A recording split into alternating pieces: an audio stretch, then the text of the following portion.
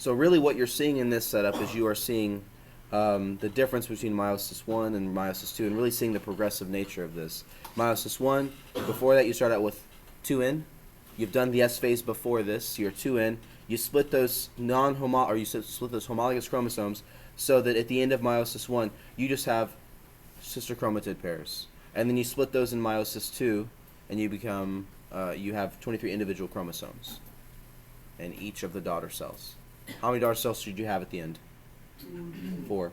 4 haploid So it goes down to N when cells. you split the homologous pairs, because your homologous pair one from your dad and one from your Exactly. And once you split up those homologous pairs, you've only got either a dad or a mom for each of your 23 positions. So you are at that point haploid. So you have 2 haploid cells at this point and 4 haploid cells at this point. Right? Yeah. Okay, so being in meiosis 1, you are 2 haploid cells. Being in meiosis 2, you're 4 haploid cells. Good? Now, a lot of people, they ask, they're like, when is this happening? Because, and I never mentioned it, and I realized this was some people, so I'm not going to ask who, this is a personal thing. But people say, when is this happening? Is this happening when the baby is formed? And that's like a common misconception. This is not happening when the baby is formed.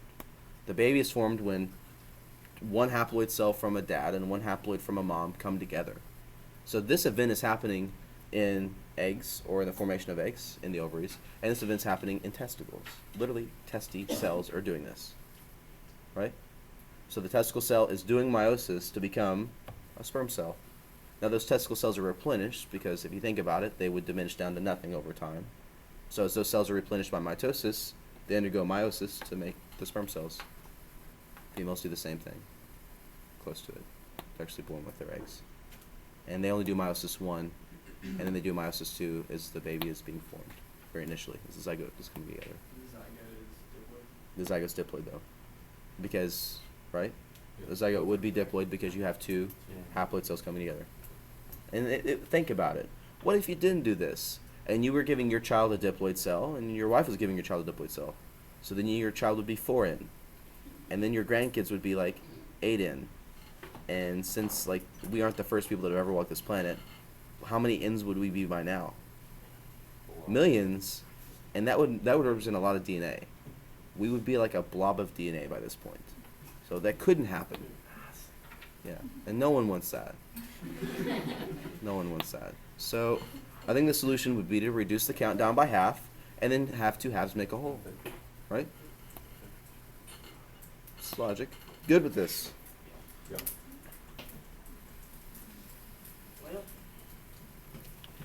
So to recap,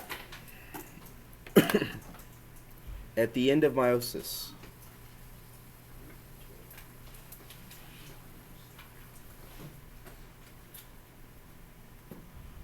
what do we have at the end of meiosis? We have 4 haploid cells.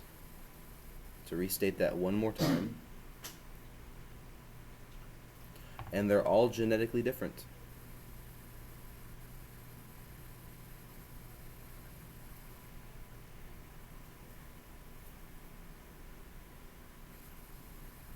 Which is great because think about it. If they weren't, and you had cloned eggs or cloned sperm, this would result in you having babies that were running the risk of being identical but not being twins, having twins 10 years apart. What does that mean? Well, then if that could happen, then that means that we would all be clones. Natural selection would prefer for variation to exist, right? The last thing you want to go do is go to McDonald's tonight at midnight, and they have one option on the menu, and it's the Filet-O-Fish sandwich, right? No one wants that. You want options, right? Is it? Never had one. Nevertheless, I think we can all agree that variation is important. So having cloned children would be not great, even though I think if I was to clone myself, that would be amazing. I still think that we need variation. So we just need Mr. Fields with a different wardrobe. Are those blue stripes or black stripes? I don't know. They used to be black, but I think they faded to blue.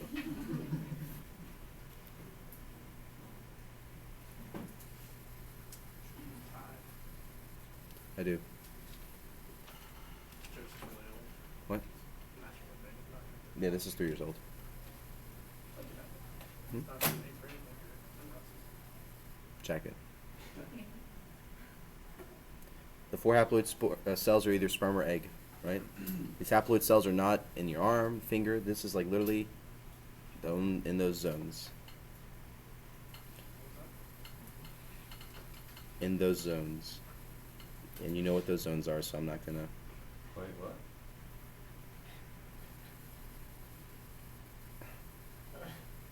I said that the haploid cells, the eggs or the sperm, are found in certain regions. And you know what those regions are. No complaint. Okay. Google.com. One egg and one sperm may fuse, and that creates a zygote. So remember, the egg would be in, the sperm would be in. They're both haploid, and they would fuse together to make a diploid zygote. And then, we're going to watch an illustration in just a minute. We're actually going to watch two videos. They're fun-filled and action-packed. So they're terrible. Okay. And one of them is going to talk about how meiosis is so good at increasing genetic variation. And again, I think we want to understand that variation is good, not for me, but for evolution. It's great. You can tell from my wardrobe and my sandwich eating that variation doesn't suit me too well.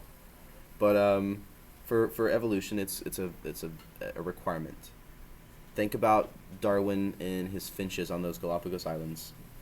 Like, basically what it was that if you had finches that could only have medium-sized beaks, and there was a need for either long or short beaks, they would have died out.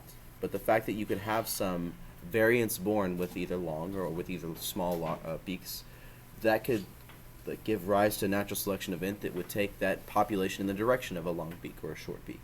So variation is important, right? If McDonald's wants me to come back, then they're not going to just offer me the filet-o-fish. They'll give me some nuggets, like I like. Right? Of course. What? It's too many. It's too many. That'll make you sick.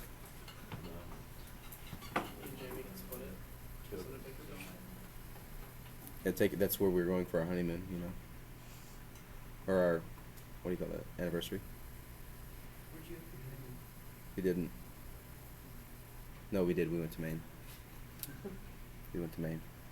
The first thing that's happening is to increase the genetic variation.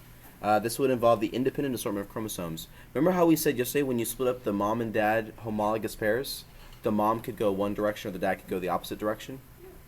Right? It was irrelevant on the direction, if you will. That's independent assortment. That when the mom and dad split up, you don't have to have the equal splitting. In other words, you have sperm cells or egg cells that are mixtures of both of your parents, not just one parent or not the other, right?